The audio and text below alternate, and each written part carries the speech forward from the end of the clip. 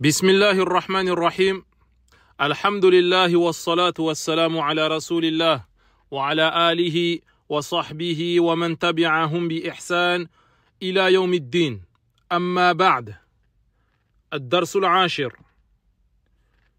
On va rentrer aujourd'hui dans le 10e cours et comme je l'avais dit dans le cours précédent, aujourd'hui on va pas commencer une nouvelle leçon. On va faire une révision depuis le début du livre. Depuis la leçon 1 jusqu'à la fin de la leçon 5. Naam. Et on va pas relire le vocabulaire, car pour ce qui est du vocabulaire, c'est à chacun de le revoir personnellement. Et là, ce qu'on va revoir, c'est seulement les règles. En résumé, les règles qu'on a pu voir dans les leçons passées.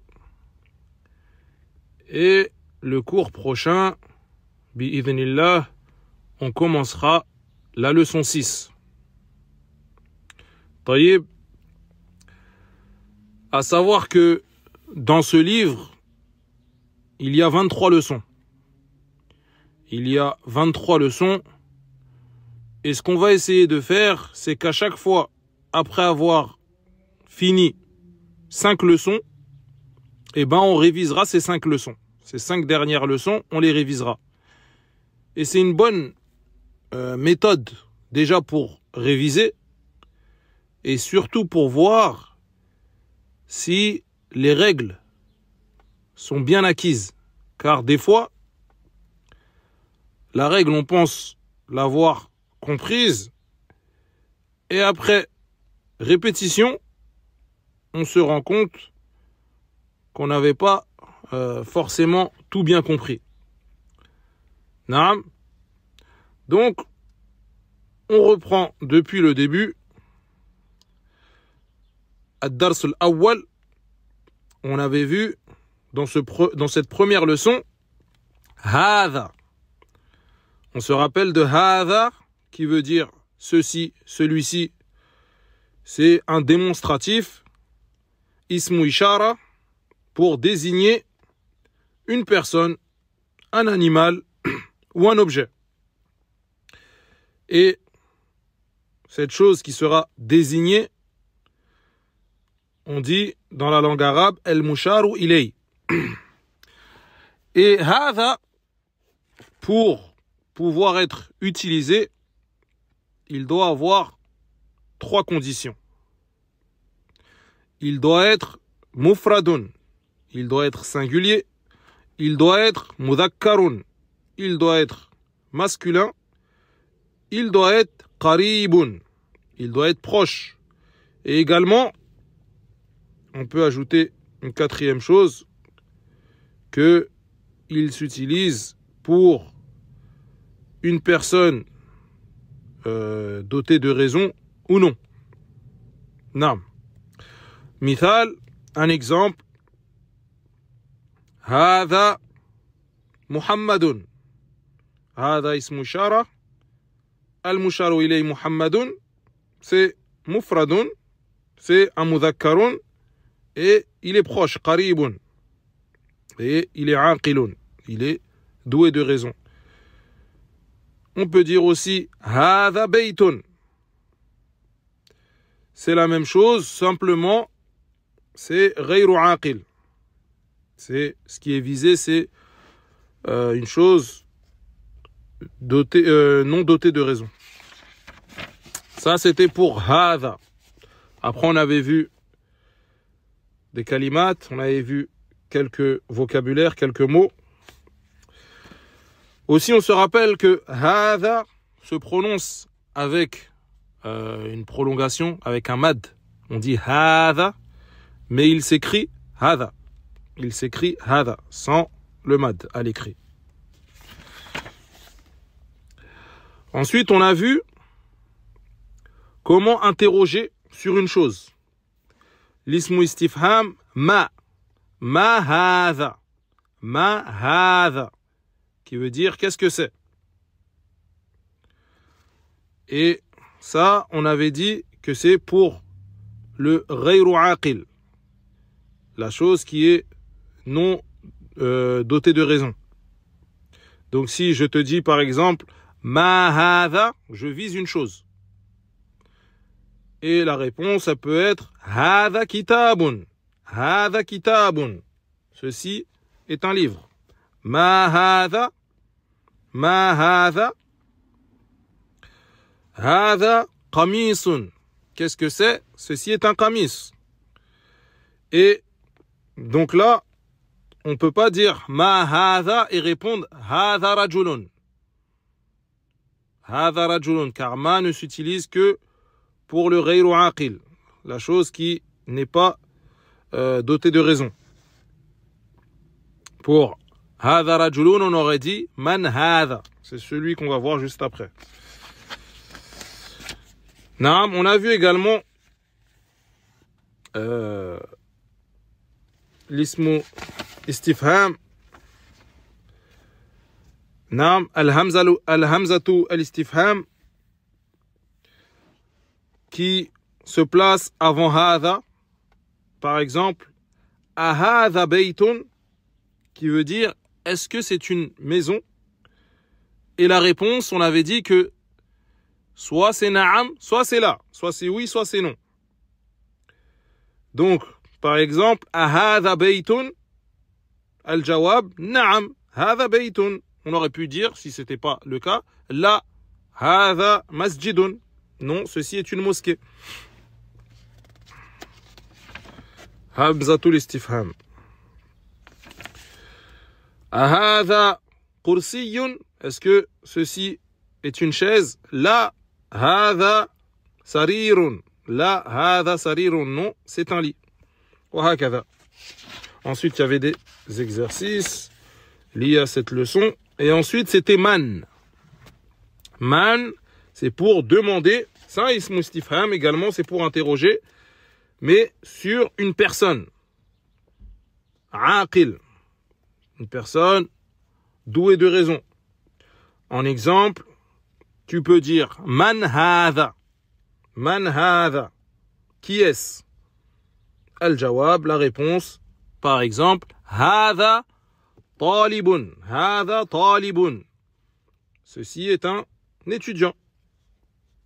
Naam. Donc la différence entre ma et man. Ma, c'est pour un objet ou pour une chose. Et man, c'est pour une personne. Aqil. Naam. Ça, c'est ce qu'on avait vu. Et c'est toujours la première leçon. On avait vu pas mal de vocabulaire dans la première leçon. Également le nouveau vocabulaire. Je vous conseille de le relire et de le revoir. Ensuite, ad-darsu thani. Ad-darsu thani, dhalika. Dhalika, c'est à la différence de hadha, c'est simplement que c'est pour le ba'id. C'est pour la personne ou la chose éloignée. Donc, les conditions de dhalika, kadhalika, c'est pour le mufrad.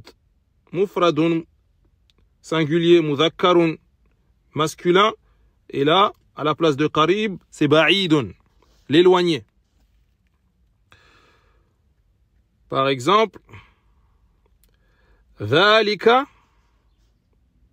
ou on va donner un exemple avec hadha et dhalika. Hadha baytun. Ceci est une maison. Wa dhalika, plus loin, masjidun. Dhalika masjidun. Et là-bas, c'est un masjid. C'est pour désigner une chose éloignée. Et on avait dit pas forcément très éloignée. Ça peut être juste pour différencier entre hadha et dhalika. Naam. Également, dhalika, c'est comme hadha. Il y a un mad après le dhal. On dit dhalika. mais il s'écrit dhalika. Il s'écrit dhalika. Taïb.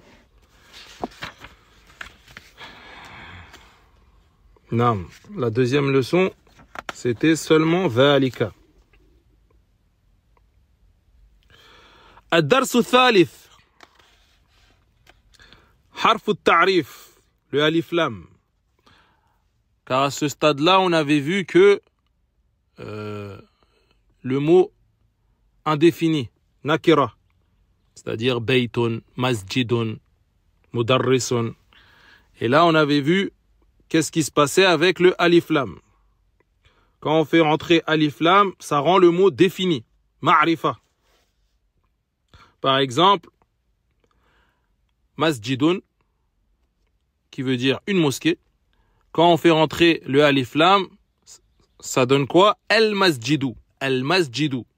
Donc, le tanwin, on enlève une damma, naam, et ça devient al-masjidu.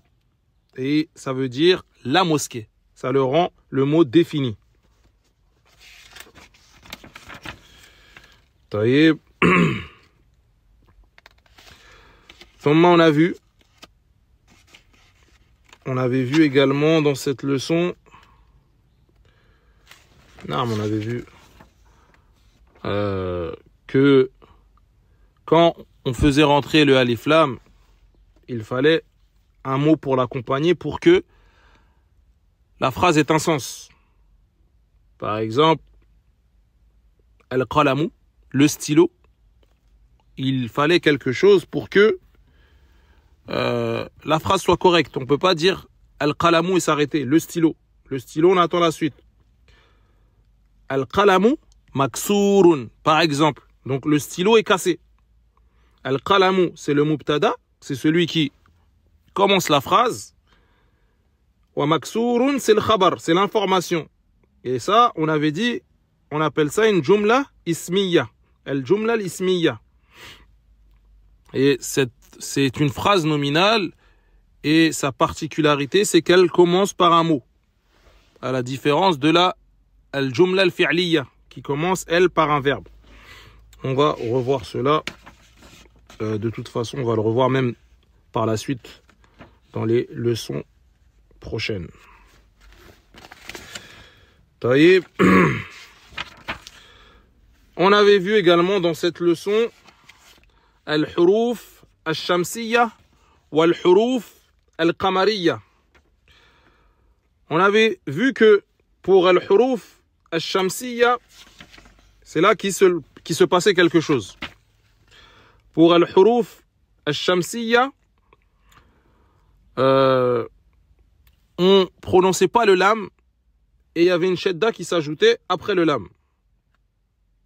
Mithal, najmun. Najmun, là c'est sans alif lam. Il est nakira. Tu fais rentrer alif lam, on dit an-najmu. An-najmu. Du alif, on passe direct au noun et il a une shadda. An-najmu. On dit pas al-najmu. Khata. Et on avait dit pourquoi? Parce que l'arabe, il n'aimait pas la lourdeur. Hada min bab at-takhfif. C'était pour alléger la prononciation. Donc, on dit an-najmu. An-najmu. Kadhalika, rajulun. On fait rentrer alif lam, on dit ar-rajulu. Ar-rajulu. Taïb. Et al-huruf al-shamsiyya, elles sont au nombre de 14. Et pareil pour al-huruf al-qamariyya, qui nous donne un total de 28 lettres. Et al-huruf al-qamariyya, il n'y avait pas de particularité dans la prononciation. Il avait fait un tableau avec des exemples des huruf al-qamariyya et des huruf al-shamsiyya, les lettres lunaires et les lettres solaires. Celui qui peut le relire, c'est taïb, mais je pense qu'il n'y a pas de difficulté. C'est assez simple comme règle. Il faut juste être vigilant dans les prononciations. ثم الدرس الرابع. الدرس الرابع. Là on était dans le On était dans le dars al-thalith. Là, on rentre dans le dars al-rabi'. Huruf al-jar. Huruf al-jar, qui traduisent par les prépositions. C'est des huruf. C'est le jam de harf. Ce qui se passait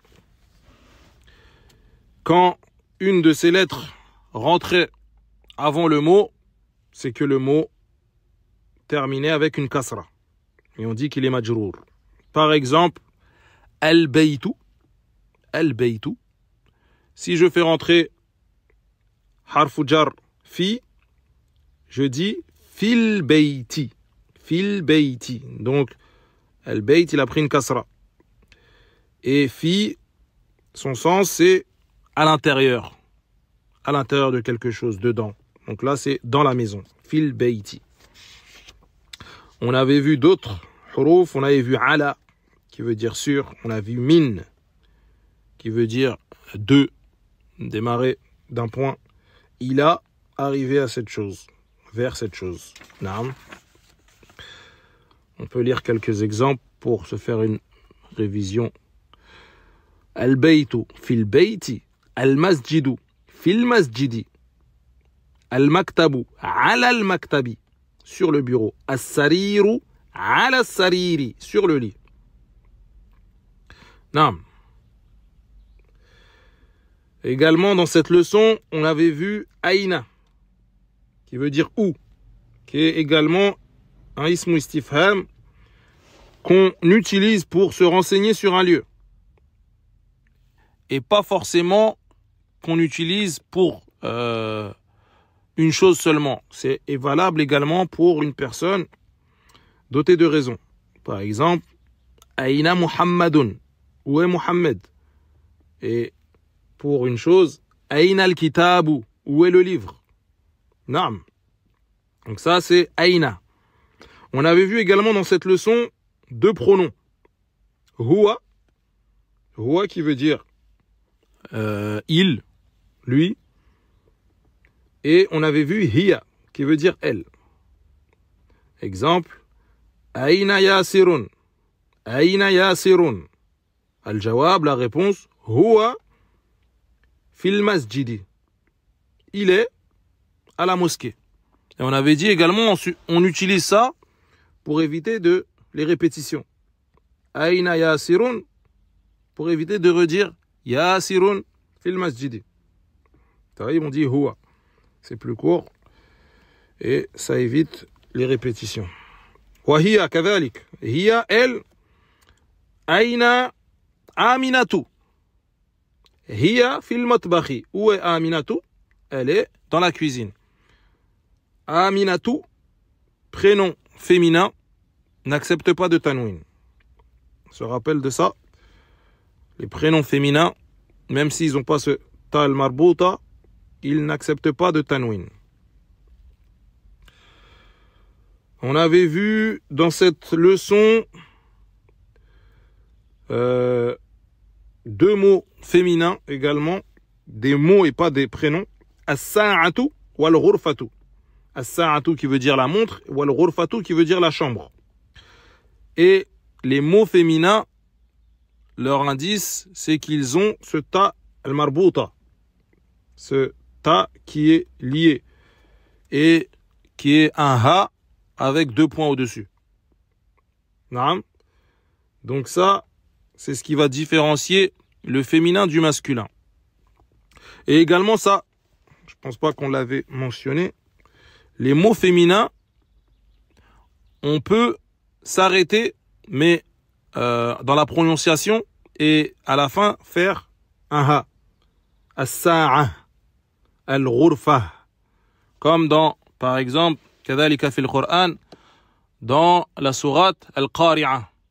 Al-qari'a, mal-qari'a. Tu peux dire al-qari'atu, mal-qari'atu, et tu peux t'arrêter. Tamam. Et tu prononces un ha. Ensuite, on a vu, dans cette leçon, on avait vu il avait fait un tableau avec des prénoms masculins qui acceptent le tanwin, Muhammadun, Khalidun, Hamidun, Yasirun, etc. et il nous avait mis des prénoms féminins, et les prénoms féminins n'acceptent pas de tanwin, et souvent sont finis avec le ta al-marbouta. Aminatu, Fatimatu, Aishatu, mais il se peut que non. Comme Mariamu, Zainabu, mais en tout cas, ils ne prennent tous pas de tanwin. Ils ne prennent pas de tanwin. Naam.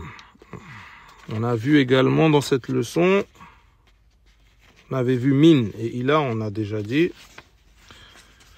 On avait vu d'autres pronoms. On a vu anta.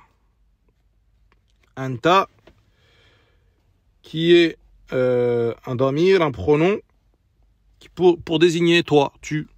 Par exemple, si je te dis min aina anta. Min aina anta. D'où tu viens? Et tu vas répondre ana, comme on l'a vu également dans cette leçon, ana qui veut dire je. Ana min Faransa. Moi, je viens de France. Je viens de France. Ana, c'est je. Anta, c'est tu. Toi. Et en arabe, les pronoms, on dit ad-dama'ir. Ad-dama'ir. On a donc huruf al-jar qu'on avait pris, c'est min, ila, fi, ala. ثم الدرس الخامس, la dernière leçon qu'on a étudiée, al-idafa. Al-idafa, c'est le fait de lier deux mots. Ça donne une forme d'appartenance. En exemple, si je mets deux mots par exemple, kitabun et al-mudarrisu. Comment je fais al-idafa? Je dis kitabul mudarrisi. Kitabul mudarrisi. Et ça donne une forme d'appartenance. Ça veut dire que c'est le livre du professeur. Et qu'est-ce qui se passe? On enlève une damma dans kitabun, on dit kitabu, et al-mudarrisi, il prend une kasra à la place de la damma. Et le premier, il se nomme al-mudaf, et le deuxième, al-mudafu ilay. Kadhalika, quand on dit kitabullahi, kitabullahi, ce qui est visé, c'est al-Qur'an. Également, rasulullahi, rasulullahi, le messager d'Allah. Naam. Naam. C'était ce qu'on a vu en début de leçon. Et on a vu également que al-idafa, il peut avoir un rôle de khabar ou de mubtada. Ça dépend comment il est placé. En exemple, qalamul mudarrisi maksurun. Qalamul mudarrisi maksurun. Al-mubtada huna qalamul mudarrisi. Et il est mudaf ilay. Et maksurun, c'est le khabar, c'est l'information.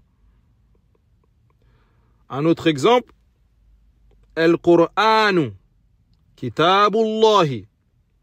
Al-Qur'anu kitabullahi. Là, c'est l'inverse. Al-Qur'an, c'est le mubtada. C'est lui qui commence la phrase. Kitabullahi, c'est le khabar. Et il est mudaf ilay. Naam. Taïb.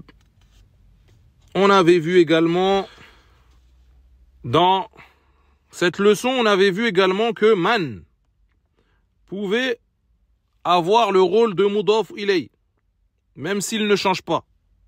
Il y en a des mots ou même des lettres qui ne changent pas, mais ils ont le jugement de mudaf ilay. Par exemple, si on pose la question qalamu man hadha, qalamu man hadha, là on a un mudaf ilay, et le mudaf ilay c'est man. La réponse hadha qalamu talibi. Hadha qalamu talibi. Donc, on a demandé, la question c'était qalamu man hadha, c'est le stylo de qui? C'est le stylo de l'étudiant. Qalamu talibi. Naam. Également, on peut dire qamisu man hadha. Qamisu man hadha. C'est le qamis de qui? Également là, qamisu, c'est le mudaf, et man, mudaf ilay. La réponse, hadha qamisu Muhammadin. Hadha qamisu Muhammadin. Donc, qamisu mudaf wa Muhammadin mudaf ilay. Naam. On a également vu comme règle Hamzatul Wasl avec deux mots qu'on a vus seulement, Ibnun wa Ismun. Ibnun wa Ismun et Al-Asma qui rentrent dans les Al-Asma al-Ashara. Il y a 10 noms qui ont cette particularité et nous les verrons dans soit dans ce livre, soit dans d'autres livres. Par exemple, leur particularité, c'est que Ismun et Ibnun, quand ils commencent une phrase, la Hamza se prononce. Par contre, au milieu de phrase, elle ne se prononce pas. Un exemple avec Ismun, Ismul Waladi Muhammadun. Donc le prénom de l'enfant est Muhammad. Wasmu, Wasmu, on ne dit pas Wa Ismu. Là, on dit Wasmul Binti Zainabu. Et le nom de la fille est Zainabu. Taïb. Le alif, il est toujours là. Le hamza, il est toujours là, mais ne se prononce pas. Wasmul Binti Zainabu. Naam. Et pourquoi ça ne se prononce pas? Tout simplement, également, c'est la même règle, c'est l'ittarfif. C'est pour la légèreté, pour que ce soit plus facile à la prononciation. Ismul Mudarrisi Hamidun. Ismul Mudarrisi Hamidun. Le prénom du professeur, c'est Hamid. Masmul Mudir. Masmul Mudir.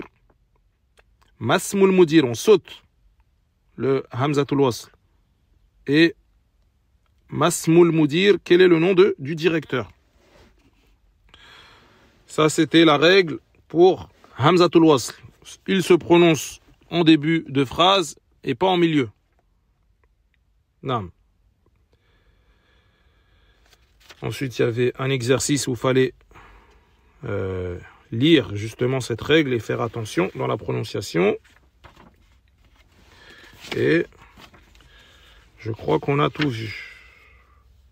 Après, c'est la leçon 6 qu'on va commencer dans le cours prochain. Alhamdulillah, c'était une petite révision. Peut-être des points ont été oubliés que j'ai pas mentionné. C'est un oubli de ma part. Mais je pense qu'on a traité les points les plus importants. Et à vous de revoir et réviser de votre côté pour renforcer l'ensemble des règles. Naam. Et comme je l'avais dit au début du livre, ce livre est vraiment fait de façon simple, sans détails. Car les détails, ça sera dans d'autres livres, après celui-ci. Si toi, tu as compris les leçons précédentes et que tu es capable de donner un ou deux exemples qui correspondent à chaque leçon, alhamdulillah, alhamdulillah, tu auras des bonnes bases. Donc, on continue et on rajoutera des règles à ces bases déjà acquises. Et pour celui qui ressent de la difficulté, qu'il répète, relise, réécoute s'il faut même, et avec persistance, il n'y a pas de raison de ne pas comprendre. Et ce livre, il est vraiment fait de façon simple. Donc, en réalité, je ne pense pas qu'il y ait de la difficulté à comprendre. Pour celui qui est sérieux et qui suit les cours, cours après cours, en faisant ces exercices et en apprenant le vocabulaire. فنسأل الله التيسير للجميع نكتفي بهذا القدر وسبحانك اللهم وبحمدك أشهد أن لا إله إلا أنت أستغفرك وأتوب إليك. بارك الله فيكم.